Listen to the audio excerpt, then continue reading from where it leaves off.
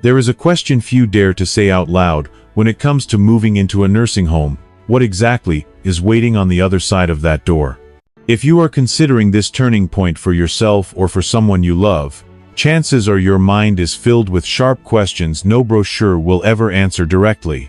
Will I still be able to decide the rhythm of my own life? Will my dignity be respected? And what is the true cost I will have to pay? I am not here to frighten you. I am here to pull back the curtain so you can see the real picture clear enough for you to act with intention, and warm enough so you do not feel alone in the journey of making this choice. Behind the welcoming smile at the front desk and the brightly lit hallways lies a tightly wound, operating rhythm. Mealtimes, medication schedules, and bathing routines can make someone who has always lived independently feel as though they must learn to live all over again. Dignity, something that seems invisible, is actually shaped by the smallest of details. Who knocks before entering your room? Who listens when you say, "Today I would like things a little different"? And then there is money. Not just the posted fee, but the hidden costs of personalized services, extra support outside standard hours, or fine print in contracts that is easy to miss. Beyond that, there are social dynamics rarely mentioned: who you sit with at lunch, whether you find a true companion, how your relationships with staff and other residents shape your sense of happiness each day. Today, we will step directly into these realities in everyday language, from the inside-out perspective, so you will know what to ask, what to prepare for, and how to preserve as much independence and dignity as possible when making one of the most important decisions of later life. 1. Losing freedom. One day, your life suddenly feels pre-programmed. When the bell rings, when the meal tray arrives, when the lights go out. You look up at the clock on the wall and realize that your rhythm has shifted from "I choose" to "I must." In the later years of life, after retirement and personal losses, that shift feels like the final latch closing the door on independence, the loss of self-determination. Yet self-determination is not indulgence. It is the foundation of dignity and mental health, the feeling that my life still belongs to me. Self-determination theory, in psychology, reminds us that human beings need 3 core elements to stay well: autonomy, competence, and connection. When rigid schedules dictate meals, sleep, and mandatory activities, older adults lose the ability to shape their day around their own habits and preferences, an invisible slide from being an active participant to a passive recipient, with consequences for both mind and body. The cost of being stripped of choices has been well documented. A 2018 study in the gerontologist showed that older adults in care facilities with little control over daily routines reported significantly higher symptoms of depression. This is the downward spiral of learned helplessness. Repeated experiences of not being able to decide reduce motivation and erode emotional resilience. The brain reflects this reality. When we are given choices, the prefrontal cortex, the executive center for decision-making, is activated, dopamine systems function smoothly, and mood stabilizes. Without choice, these neural circuits weaken. Longitudinal studies in nursing homes found that residents with less control over their environment experienced faster cognitive decline, particularly in memory and problem-solving. Autonomy is not only a psychological need, it acts as a kind of neural armor protecting mental sharpness. The effects of lost autonomy reach even into longevity. Data from the Whitehall 2 study revealed that individuals with low job control had more than double the risk of coronary heart disease compared to those with high autonomy, driven by chronic stress and elevated cortisol eroding immunity, fueling inflammation, and wearing down the heart. In long-term care, rigid schedules trigger the same stress pattern: higher cortisol, weaker immune defenses, greater risks of hypertension and metabolic disorders. In contrast, retained acts of autonomy, from choosing activities to keeping a journal to deciding one's daily routines, are linked with longer lifespan and preserved cognitive and physical function. Longitudinal analyses of disciplined communities show a measurable delay in mortality where autonomy is higher. Do not underestimate the power of small losses. Choosing what to wear, when to eat, watering a plant, or reading a few pages may seem trivial, but they are anchors of identity.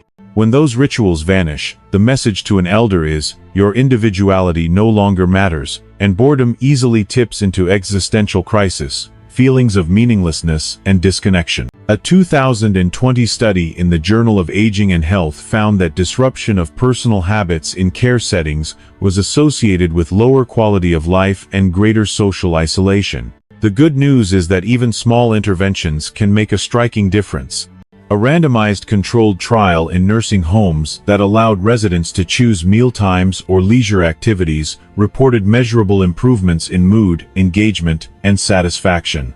When people feel like the decision makers, they move more, eat more consistently, and the body benefits from that very participation. So what can be done when a shared schedule seems unavoidable? The answer lies in designing care around people, not procedures. Person-centered models allowing flexible routines, inviting residents into daily decisions. Creating personalized care plans have proven effective. A 2019 meta-analysis in The Lancet found this approach reduced depressive symptoms by 15% and improved functional outcomes by 20% compared to traditional models. Technology can also become a handle that gives choices back. Wearables, smart home systems, and telehealth platforms help older adults track their own metrics, set their own schedules, and sustain their own habits instead of waiting for permission. If you are a caregiver or someone preparing to make choices for yourself, begin with the smallest negotiable act today: a personal breakfast hour, a quiet corner for a beloved routine, a decision where you say yes instead of being forced into must. A single choice, repeated with consistency, can be the key that reopens the door of freedom in a hallway that once looked lined with nothing but closed doors. 2. Feeling forgotten. There is a kind of silence that makes no sound. A phone resting on the table, its screen dark, a visit penciled into the calendar, then erased. Your name written somewhere on a duty log, like an empty box waiting to be filled. For many who move into a care facility, the greatest fear is not the shared meals or fixed routines, but this feeling of fading in the memory of those who once were their entire world, family, friends, community. And it is not just a passing sadness. The rupture of social connection is a true risk factor, making the fragility of old age more vulnerable. When you are reduced to a name on a list, people easily mistake your worth as smaller too. Inside, it feels like being demoted from the roles that once defined you. That shift is especially brutal for those who were once the center of family or neighborhood life. Visits taper off because of distance, caregiver burnout, or shifting family dynamics, and can unintentionally take the shape of abandonment. Many qualitative studies note that older adults internalize this as a loss of value, withdraw, and gradually lose their sense of belonging. In 2021, a study in gerontology and geriatric medicine showed that residents who felt forgotten by family reported higher loneliness and lower self-esteem, the psychological price of a thinning social bond. Science now calls loneliness a public health crisis. A 2010 meta-analysis by Julianne Holt-Lundstad revealed that people with strong social ties had a 50% higher chance of survival compared to those who were less connected, an effect size comparable to smoking 15 cigarettes a day, and greater than the risks from obesity or inactivity. A follow-up analysis in 2015 quantified it further. Loneliness increased the risk of death by 26%, social isolation by 29%, and living alone by 32%, even after adjusting for age and baseline health. The mechanism is no mystery. Loneliness triggers chronic stress, elevates cortisol and inflammatory markers like CRP, and paves the way for depression, heart disease, and immune decline. In older adults, the effect intensifies. A 2023 cohort study in JAMA Network Open linked loneliness with a 117% higher risk of dementia, alongside reduced activity in the frontal white matter and striatum on imaging. Cognitive decline, in turn, travels with disability, hypertension, and higher mortality, a spiral no one wants to enter. Escaping that spiral requires bridges built from many sides. At the family level, what matters most is not rare, dazzling visits, but steady, predictable presence. Setting a fixed weekly time for calls, visits, or video chats. Evidence shows that a stable rhythm sends the message: your value is intact, reducing loneliness and restoring a sense of belonging. In 2022, The Journal of Applied Gerontology reported that weekly video calls reduced loneliness scores by nearly 1/3 among nursing home residents. Intergenerational exchanges, grandchildren sharing school stories, grandparents recounting childhood, often strike the deepest emotional chord. At the community and facility level, structured programs form the backbone of connection. Animal-assisted therapy, from pets to robotic companions, has proven effective in easing loneliness. A 2020 trial in The Gerontologist recorded about a 25% reduction among participants. Gardening therapy, reminiscence sessions, and laughter therapy all spark natural interaction. Adopt a Grandparent programs link residents with students, bridging two ends of the life spectrum, while training staff in empathetic communication transforms care spaces from task-focused units into communities that listen. When multiple components are combined, light exercise, music, or cognitive therapy, the impact multiplies. A 2021 analysis showed loneliness scores dropping to striking levels under multi-component interventions. Digital tools, in the wake of the pandemic, have become extended arms of love. Video calls, shared online activities, and simple devices with friendly guides make distance no longer the sole barrier. And if you are hearing this for yourself or for someone you love, begin with something very small but steady. Fix a weekly time, set a reminder, prepare a story to share. Loneliness is not a sentence, it is a signal to rebuild bridges. Just one bridge, then another, can gradually replace the feeling of being forgotten with something every human being longs for: to be remembered, to be called by name, and to be awaited. 3. Losing a sense of purpose. Mourning in a nursing home. A woman who once rose early to brew coffee for her entire family now sits before an empty table, her hands still skilled but with nowhere to rest. It is not because her strength is gone, but because no one needs that cup of coffee anymore. The feeling of losing purpose does not roar, it creeps in quietly, like a clock that keeps ticking but no longer points to direction. At this age, purpose is not a grand story. Sometimes, it is simply preparing a light meal, tending to a plant, or reorganizing a drawer. These are not trivial tasks, they are concrete affirmations. I can still do, I can still contribute, I still matter. When care routines focus solely on efficiency and strip away meaningful activities, older adults slip into feeling unnecessary, and that weighs heavily on both mental and physical health. A 2019 study in the Journal of Gerontology, Psychological Sciences showed that older adults engaged in purposeful activities, volunteering, caring for grandchildren, helping with small tasks, had greater psychological resilience and fewer chronic illnesses. The sense of control and efficacy led to healthier behaviors, lower inflammation, and reduced risk of dementia. In contrast, when a day passes without my task, the brain learns to withdraw, discouragement, resignation, and faster decline in function. The greatest crisis in care settings is not always illness, it is the shift from contributor to care recipient. When everything is done for the sake of speed, from dressing to clearing trays, we unintentionally teach them that their effort does not matter. Psychology calls this learned helplessness, a state of surrender where one's own actions seem meaningless. A 2020 study in Aging and Society found that residents who were overhelped showed a 35% increase in depressive symptoms and a 20% decline in self-care ability within just 6 months. The danger is that this looks very much like natural aging, leading many to assume this is just old age. But unlike age itself, helplessness can be reversed when the environment changes, when opportunities to contribute are restored, and value is made visible again in each small act. The path back to purpose begins with person-centered care, respecting the history, preferences, and strengths of each individual, rather than simply checking tasks off a list. This does not require grand projects, it requires adapting tasks to current abilities.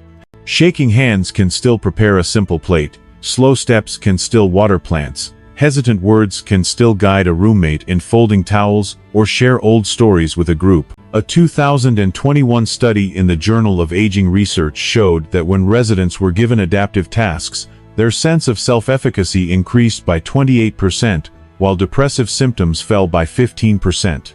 When residents were given clear community roles, activity planner, storyteller, greeter for newcomers, their eyes grew brighter. Data from the gerontologist in 2022 confirmed that residents with defining roles reported higher happiness and about 20% lower social isolation.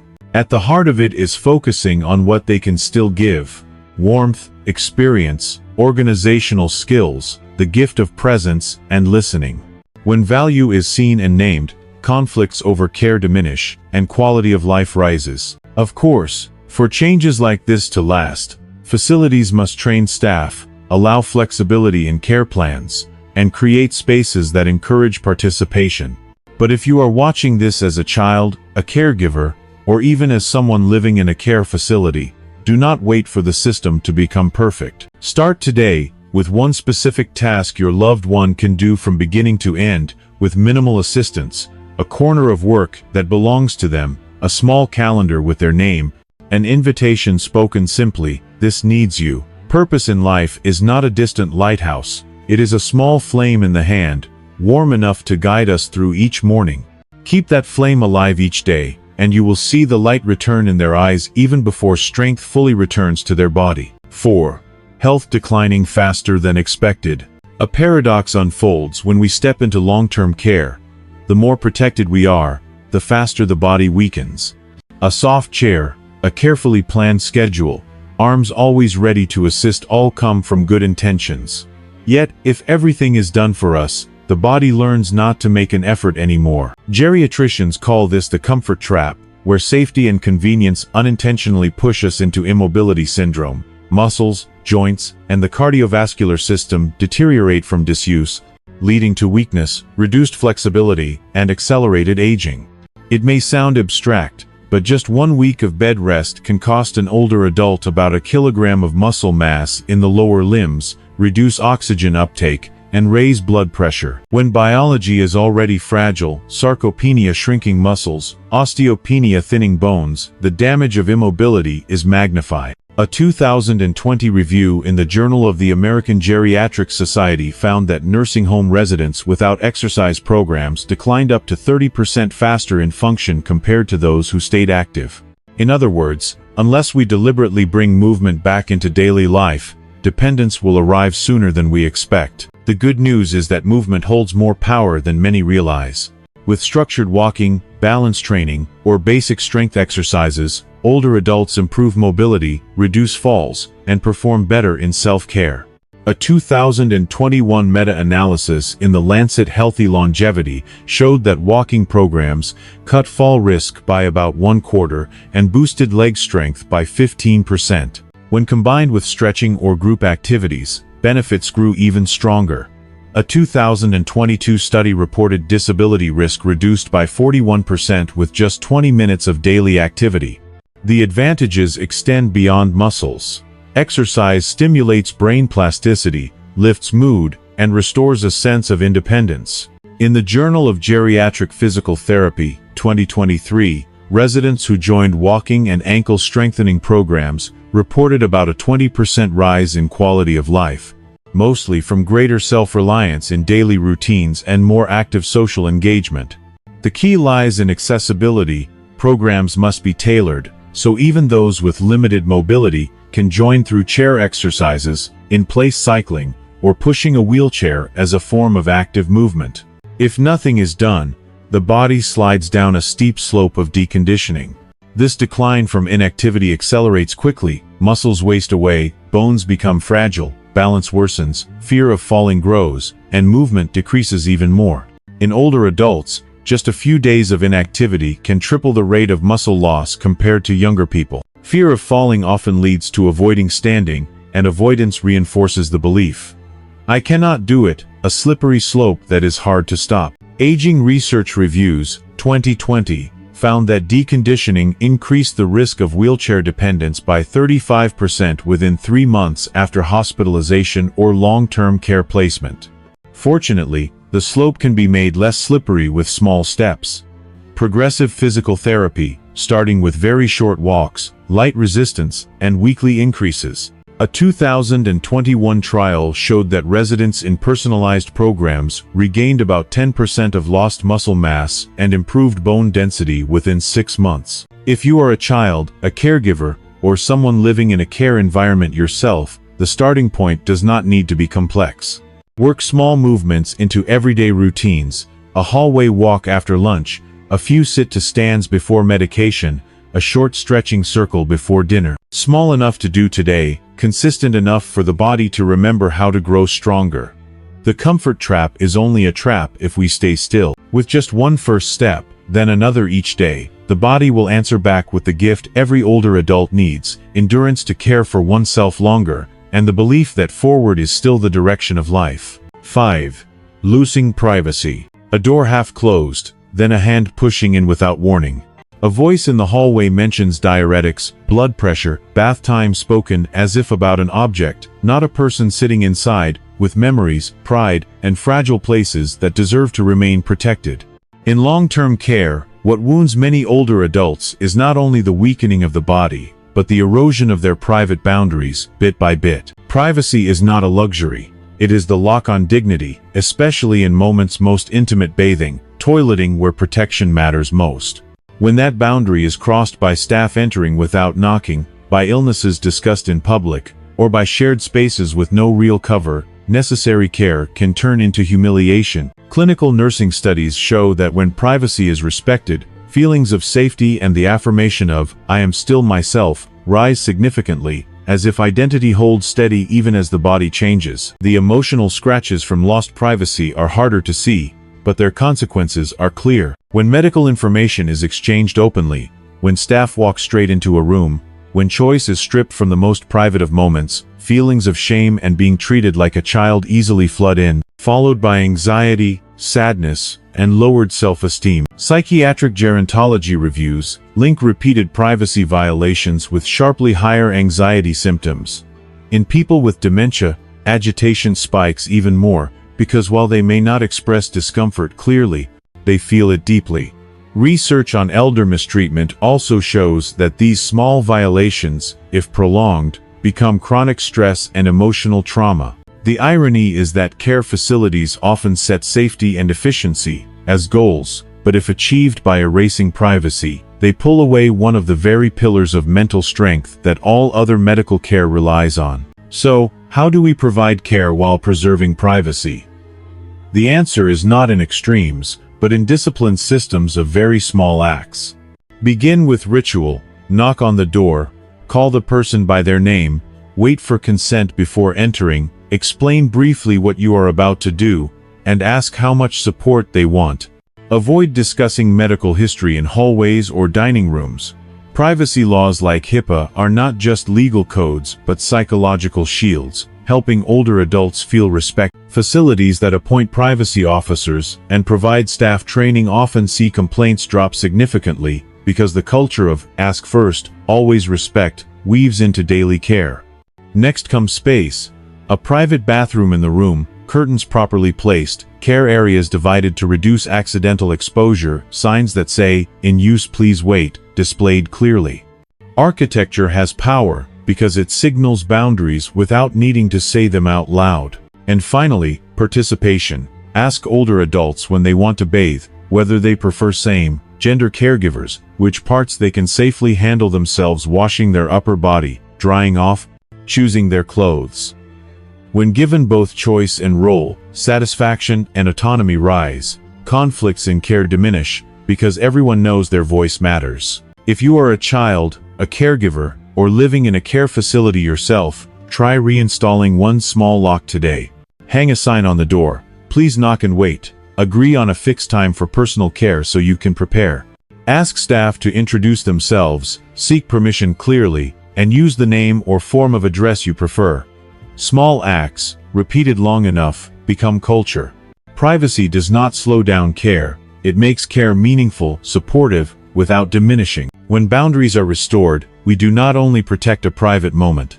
We protect the sense of being human, so that in the mirror after a bath, what appears is not a patient, but the whole self worthy, complete, and respected. 6. Difficulty leaving. Some people arrive with a small suitcase and the promise, just a few weeks to recover, only to one day look back and realize the door out has started to resemble a one-way door. Not because anyone locked it, but because invisible threads, money, health, relationships have woven so tightly that every intention to leave feels like dragging an entire house behind. Sociologists call this institutional inertia, systems designed more for efficiency than empowerment, and the longer you stay inside, the more dependence becomes the norm. The first thread is money. Many sell their only home to pay for care, trading shelter for cash flow. When they hope to return to the community, they find no foundation left to rent or buy housing. Asset thresholds for assistance programs, like Medicaid rules in the United States, tighten the trap. Poor enough to stay, but not wealthy enough to leave. Reality shows 6 in 10 residents face financial barriers to discharge, in a landscape where affordable housing is scarce and home care costs remain high. The second thread is the body.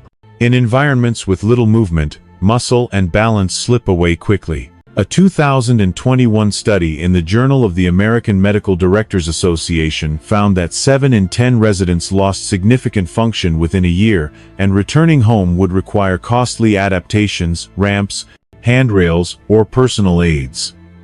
The third thread is social. As outside ties fade and inside connections deepen, fear of loneliness, out there, grows. A 2020 review in Aging and Society found that half of residents admitted it was fear of isolation, more than medical need, that kept them from leaving. Losing a network feels like losing a hometown. Selling a house or leaving a neighborhood pulls up emotional anchors, leaving many with grief, akin to losing a loved one. Qualitative studies describe a growing sense of displacement, helplessness, and sadness over time. 2022 data in gerontology showed that older adults who sold their homes to enter care facilities reported depressive symptoms, rising about 30% within 6 months. The initial stress of admission only magnifies this effect. Health declines faster, dependence feeds more dependence. But a one-way door is not destiny. There are other handles, if we know where to reach. In many places, aging-in-place models, keeping older adults in familiar settings with home-delivered meals, in-home aids, and support services have proven effective.